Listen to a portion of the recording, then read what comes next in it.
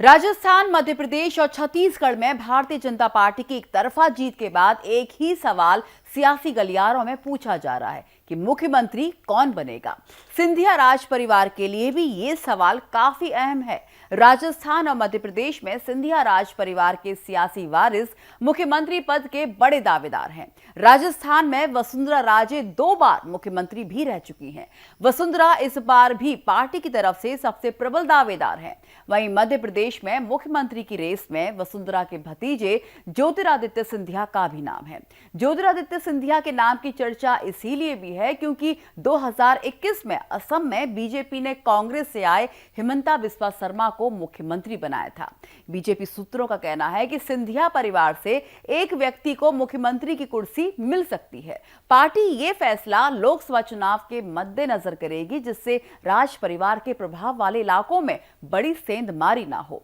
चुनावी राजनीति में सरदार सिंधिया राज परिवार आजाद भारत में सिंधिया राज परिवार से सबसे पहले राजनीति में ग्वालियर की राजमाता विजया राजे सिंधिया आई थी। विजया राजे कांग्रेस के टिकट पर 1957 में पहली बार लोकसभा सीट से गुना लोकसभा सीट से संसद पहुंची। हालांकि जल्द ही विजय राजे का कांग्रेस से मोहभंग हो गया और वे स्वतंत्र पार्टी में शामिल हो गई। विजया राजे सिंधिया बीजेपी की संस्थापक सदस्यों में रही हैं और इतना ही नहीं, शिवराज सिंह चौहान समेत मध्य प्रदेश में कई युवा नेताओं को आगे लाने में उन्होंने अहम भूमिका निभाई। 1980 के दशक में विजया राजे के बेटे माधवराव और बेटी वसुंधरा भी राजनीति में आई। माधवराव निर्दलीय जीतकर कांग्रेस में शामिल हो गए, जबकि वसुंधरा बीजेपी के टिकट पर पहली बार ही चुनाव हार गई। भैरव सिंह शेखावत के कहने पर विजया राजे ने वसुंधरा को राजस्थान भेज दिया और तब से वसुंधरा राजस्थान की ही राजनीति कर रही हैं। इधर उनके बेटे माधवराज जीवन पर्यंत कांग्रेस में रहे और कई सरकारों में केंद्रीय मंत्री बने। माधवराव के निधन के बाद उनके बेटे ज्योतिरादित्य राजनीति में आए। ज्योतिरादित्य मनमोहन सरकार में मंत्री रहे। 2018 में वो कांग्रेस की तरफ से मुख्यमंत्री की रेस में शामिल थे, लेकिन पार्टी ने उन्हें वेटिंग का टिकट थमा दिया। 2019 में गुना से लोकसभा चुनाव हारने के बाद ज्योतिरादित्य का कांग्रेस से मोह भंग हो गया।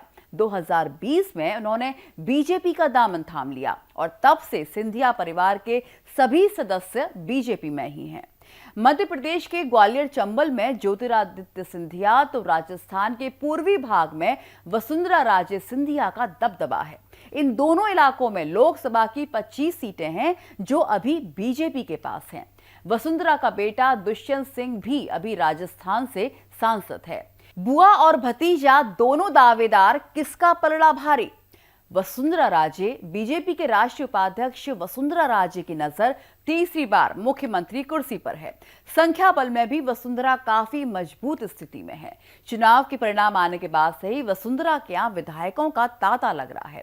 राजनीतिक जानकारों का कहना है कि नेताओं से मिलने के बहाने वसुंधरा शक्ति प्रदर्शन कर रही हैं। वसुंधरा समर्थकों का कहना है कि उनके पक्ष में वर्तमान में 47 विधायक हैं और राजस्थान में बीजेपी को 115 सीटों पर जीत मिली है।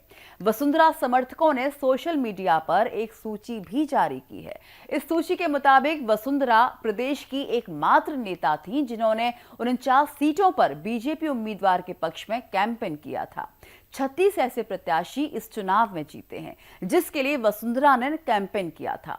इनमें प्रताप संघवी, कालीचरण सर्राफ, पुष्पेंद्र राणावत और के विश्नोई जैसे बड़े नाम शामिल हैं।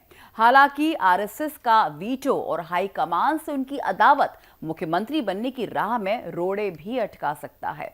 ज्योतिरादित्य सिंधिया, कांग्रेस से आए ज्योतिरादित्य सिंधिया भी मुख्यमंत्री की रेस में शामिल हैं। हालांकि सिंधिया के पक्ष में आंकड़ा नहीं है।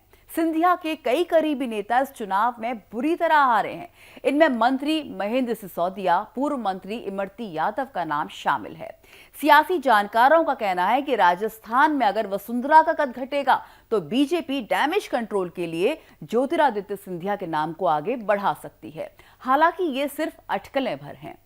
बीजेपी में नए नवेले ज्योतिरादित्य के लिए मुख्यमंत्री की कुर्सी पाना इतना आसान नहीं है।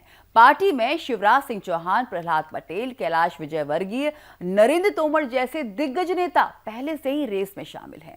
सीएम कुर्सी और सिंधिया राज परिवार की कहानी 1977 में पहली बार जनसंघ की सरकार मध्य प्रदेश में बनी थी। उस सरकार में विजया राजे ने मुख्यमंत्री बनाने में काफी अहम भूमिका निभाई थी। 1993 में मध्य प्रदेश में कांग्रेस की सरकार बनी तो माधवराव सिंधिया मुख्यमंत्री पद के अहम दावेदार थे, लेकिन उन्हें कुर्सी नहीं मिली।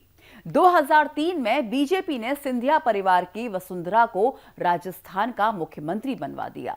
माधवराव सिंधिया के निधन के बाद एक तरह से कांग्रेस को बैकफुट पर लाने की कोशिश थी, लेकिन कांग्रेस ने ज्योतिरादित्य को अपने साथ ले लिया। 2018 में ज्योतिरादित्य सिंधिया मुख्यमंत्री पद के प्रबल दावेदार थे, लेकिन उन्हें एक कुर्सी नहीं दी गई। 2 साल बाद सिंधिया ने बगावत कर दी और कांग्रेस की सरकार गिर गई।